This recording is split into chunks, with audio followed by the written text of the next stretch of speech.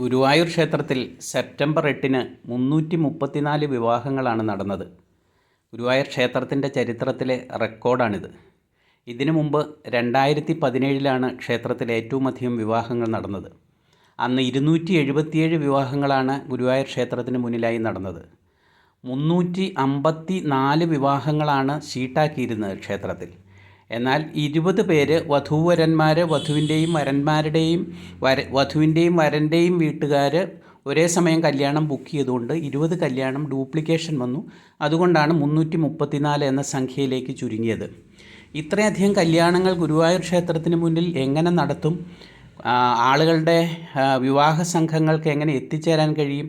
അവർക്ക് എങ്ങനെ സമാധാനപരമായിട്ട് വിവാഹ ചടങ്ങ് നടത്താൻ കഴിയുമെന്ന വലിയ ആശങ്കയായിരുന്നു ഉണ്ടായിരുന്നത്.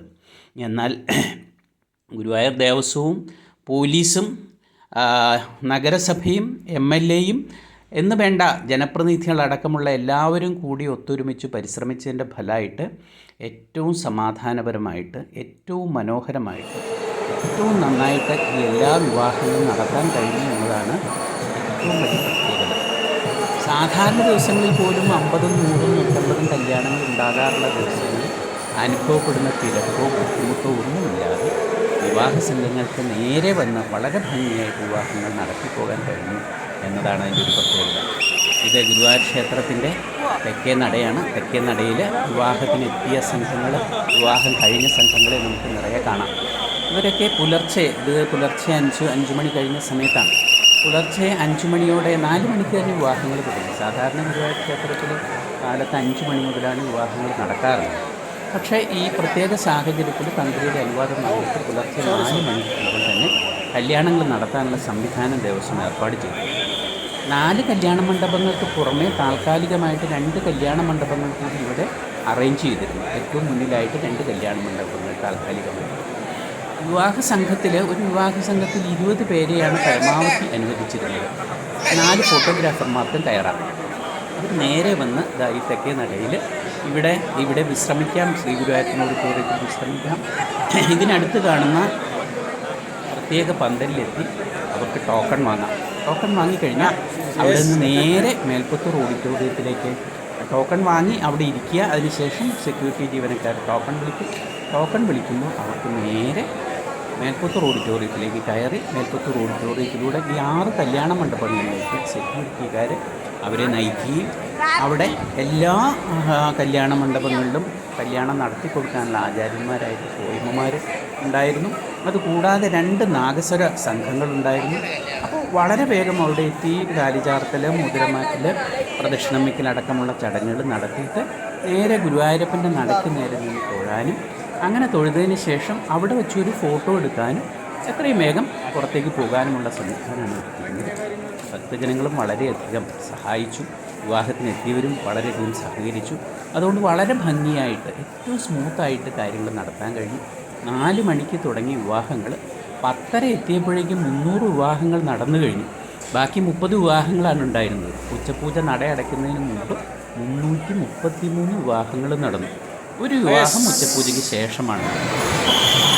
വളരെ ഭംഗിയായിട്ട്, ഏറ്റവും മനോഹരമായിട്ട് ഇത് ചെയ്തു തീർക്കാൻ വേണ്ടി ഗുരുവായൂർ ദേവസ്വം കഴിഞ്ഞു എന്നുള്ളത് വളരെ പ്രശംസനാർഹമായ ഒരു സംഗതിയാണ്. അതിന് വേണ്ടിയിട്ട് വലിയ ഹോംവർക്കാണ് Guruvayur Devaswom chairman doctor VK, administrator KP Vinayan എന്നിവരുടെ നേതൃത്വത്തിൽ, അതേപോലെ assistant police commissioner PS Sinoj, Guruvayur MLA ആയിട്ടുള്ള NK അക്ബർ ഈ വാഹന ഗതാഗതം നിയന്ത്രിക്കുന്നതിനും മറ്റ് സൗകര്യങ്ങളെക്കുറിച്ചും പോലീസിനെ വിളിച്ചു നേരത്തെ തന്നെ യോഗം ചേർന്നു. നഗരസഭാ ചെയർമാൻ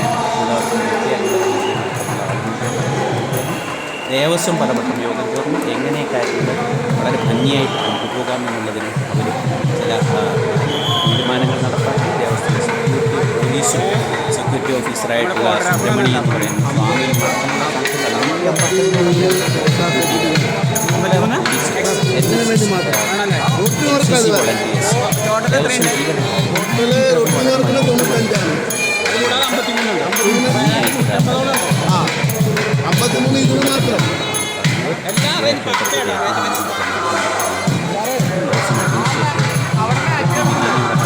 രാവിലെ 3:30 മുതൽ തന്നെ അദ്ദേഹം നടത്തിപ്പിന് വേണ്ടിയിട്ട് ഒരു കാരണവരെ മാതിരിയാണ്. അതേപോലെ അസിസ്റ്റന്റ് പോലീസ് കമ്മീഷണർ സിനോസ് ഇദ്ദേഹത്തിനാണ് assistant police commissioner CS Sinoj അടക്കമുള്ള ആളുകൾ വളരെ സജീവമായിരുന്നു. ക്ഷേത്രത്തിന് മുന്നിൽ നിന്ന് തൊഴുന്നവർക്ക് ദീപസ്തംഭത്തിന് മുന്നിൽ നിന്ന് തൊഴുന്നവർക്ക് അതിനുള്ള സംസ്കാരമുണ്ടായി. അതേപോലെ ക്ഷേത്രത്തിനകത്ത് ദർശനം വടക്കേ നടയിലേക്ക്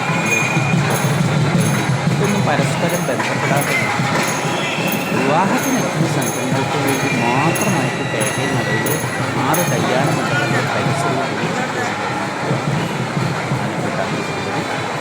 അതിമനോഹരമായിട്ട് കലയോടെ ഭക്തിയോടെ വിധത്തോടെ ഭംഗിയോടെ കല്യാണ മണ്ഡപങ്ങളൊക്കെ മനോഹരമായിട്ട് അലങ്കരിച്ച് എല്ലാവർക്കും വേണ്ടി നാളികേരങ്ങളും എല്ലാവർക്കും ആചാര്യന്മാരും എല്ലാ സ്ഥലത്തും നിലവിളക്കും ആയിട്ട് വളരെ ഭംഗിയായിട്ട്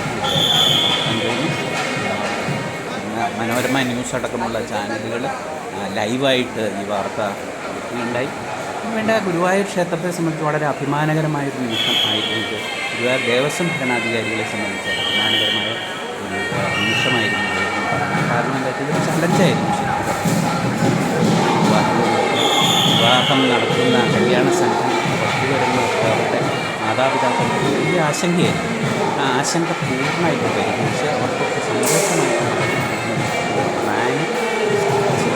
പ്ലാൻ ഒക്കെ തയ്യാറാക്കി വളരെ ആസൂത്രണത്തോടുകൂടി കാര്യങ്ങൾ നടത്താൻ കഴിയുന്നു എന്നതാണ് മികവ്. ആ മികവിന് അവർക്ക് 100 മാർക്കും റോഡൊക്കെ പോലീസിൽ നന്നായി സഹായിച്ചു. 2 മണിക്കൂറുണ്ടേ 100 കല്യാണങ്ങൾ വരെ നടത്താൻ തയ്യാറാണ്.